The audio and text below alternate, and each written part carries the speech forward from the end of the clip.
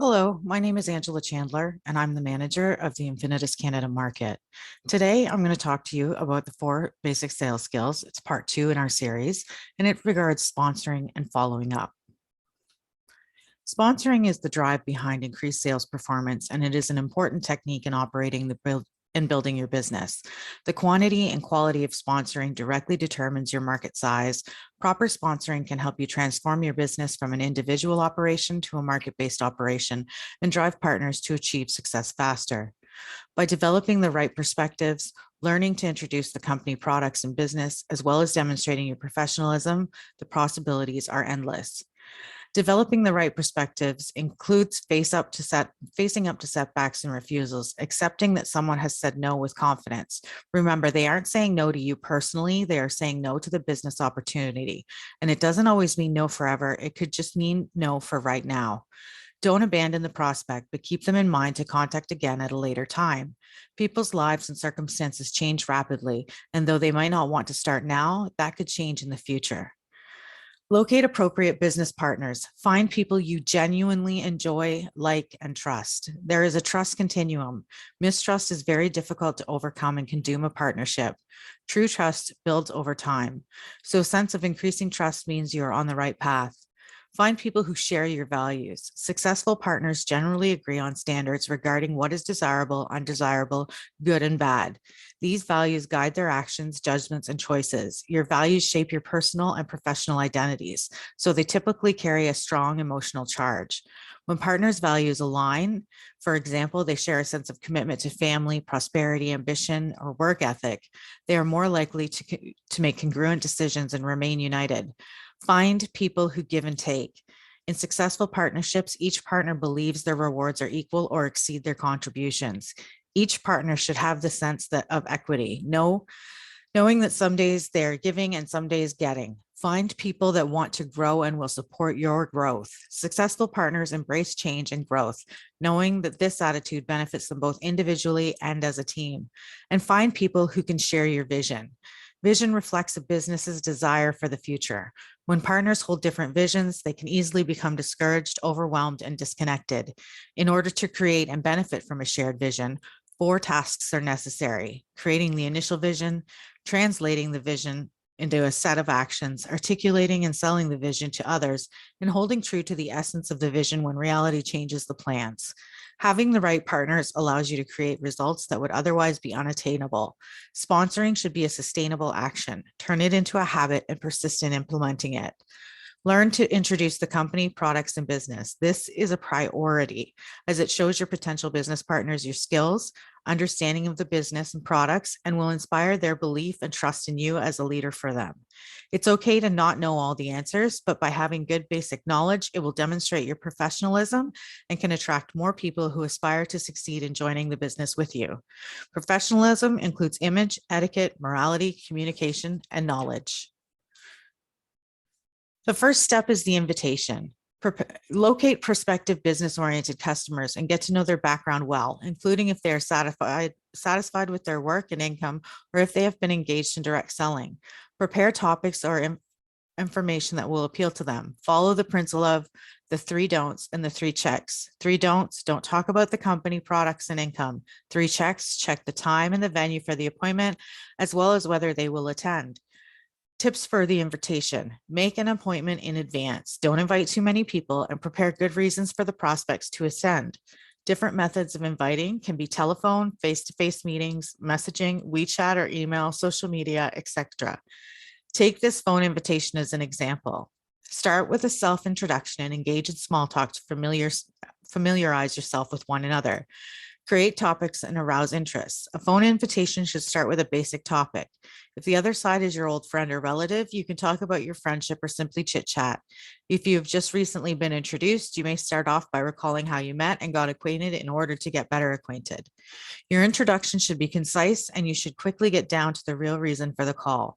Let your prospect know that you are sharing good news with them. Remain calm and confident to arouse their interest in the topic.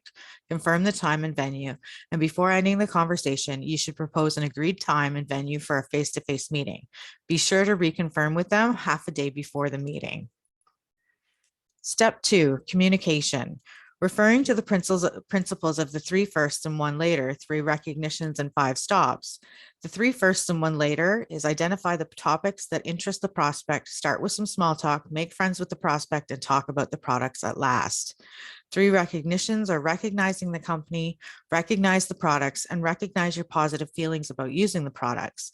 And the 5 stops. Stop if there's not enough time. Stop if the venue is inappropriate. Stop if the vibe is inappropriate. Stop if there is a disturbance, and stop if preparation is just not enough. There are different ways to communicate. One-on-one is talking with a customer face-to-face. This is the most common ways of communication. Communicating with others help is the rule of ABC. Other ways can include inviting them to a lecture on health, an online health training, or a small party.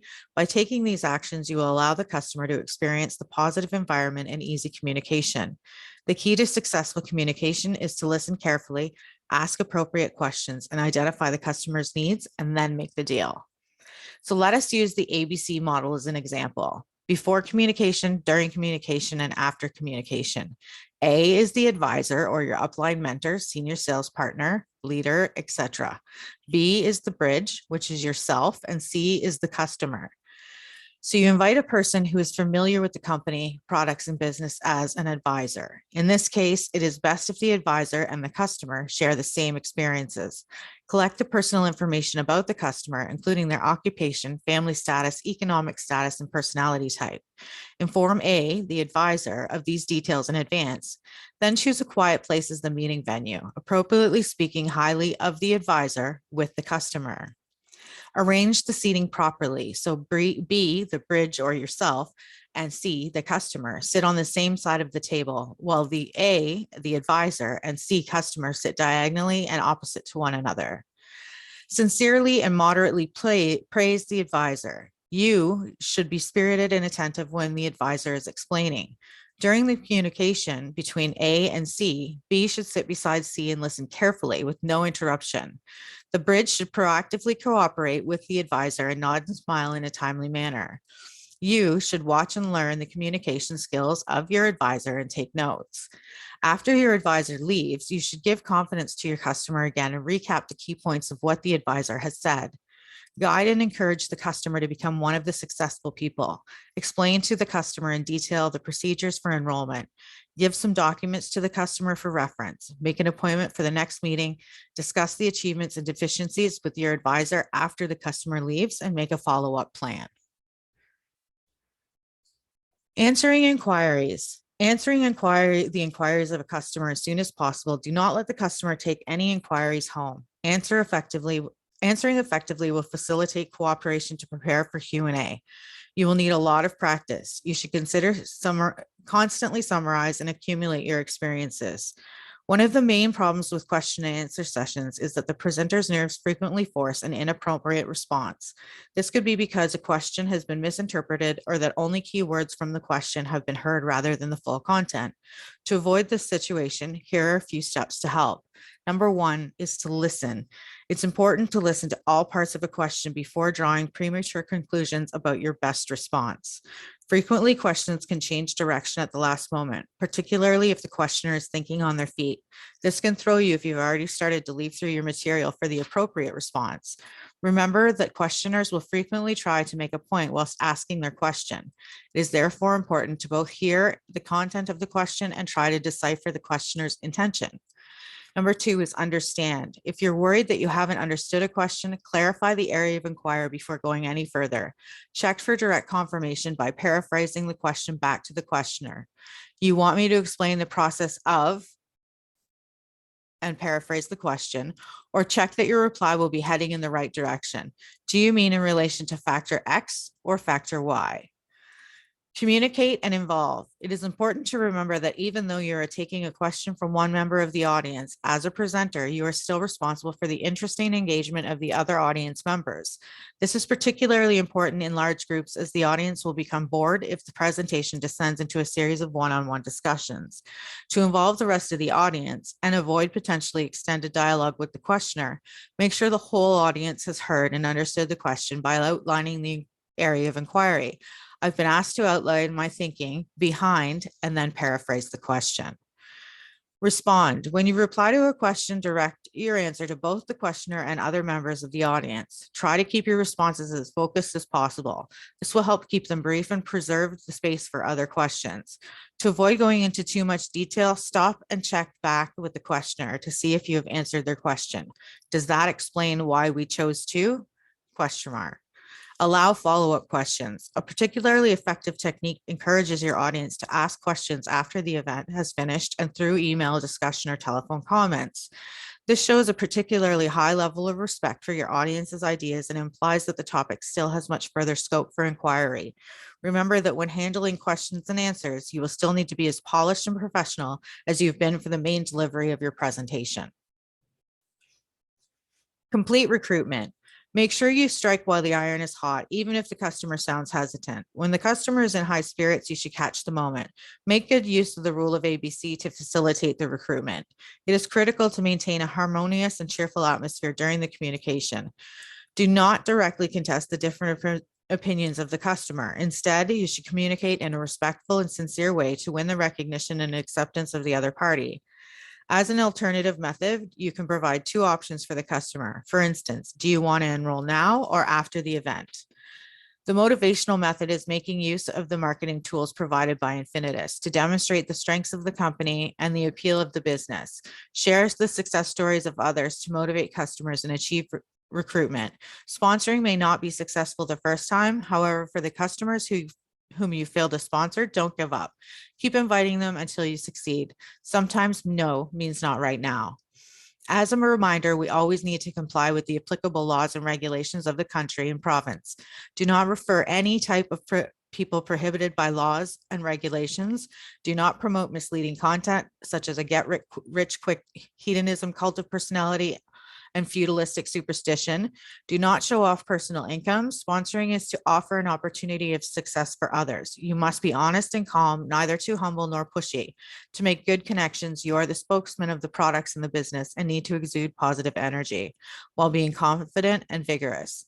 Sponsoring is not your only aim. If sponsoring fails, promote the retail side of your business and grow your customers. Remember, even if sponsoring and retail fail, you've made new connections with other people.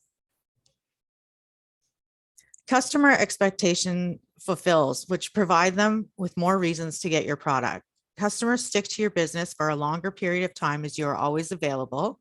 This is the reasoning behind following up. When you deliver great customer service, they remember you for the rest of their lives. As follow-up is the synonym for customer service, hence there's a high possibility that your brand might spread among other people without you even knowing about it. Hence, easy marketing. Follow-ups make customers and prospects feel special, and therefore this increases reliability. A regular follow-up always gives customers or prospects a chance to be heard and engage effectively. Follow-ups can be a great source to ask what they want and then what they expect next. Customers usually want a way to get in touch with the company. Therefore, the follow-up system enhances this communication. A follow-up call is always required after conducting a presentation. You might just get a lead. Existing customers receiving follow-ups are more likely to go for the new product than the ones without.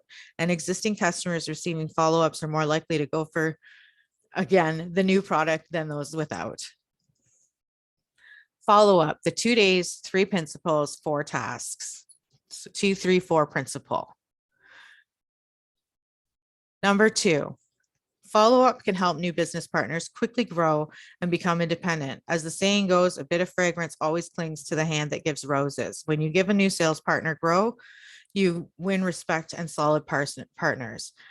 The importance of follow-up is joining in does not mean being determined. Follow-up can help new sales partners become determined to engage in their Infinitus business. However, being determined does not mean being capable. Follow-up is your obligation to your new sales partners to help them become independent and successful quickly. Helping new sales partners succeed facilitates your success. The 2-3-4 principle of follow-up, according to psychologists, the longest duration for a person to maintain their momentum is 2 days. The first follow-up with a new sales partner should be conducted within 2 days. This is key to ensuring they are still on track and engaged in the business. It also gives you the opportunity to answer any questions they may have and support them with ideas. 3 principles: be enthusiastic, optimistic, and show sincerity. You should influence and drive new sales partners with a positive attitude and care for their family lives and personal growth in order to make them fully engaged in the business. Be neither humble nor pushy, and be brave to make corrections. Learn to behave properly before doing real deeds. When a new sales partner has a misconception, you need to be brave enough to point it out and correct them quickly.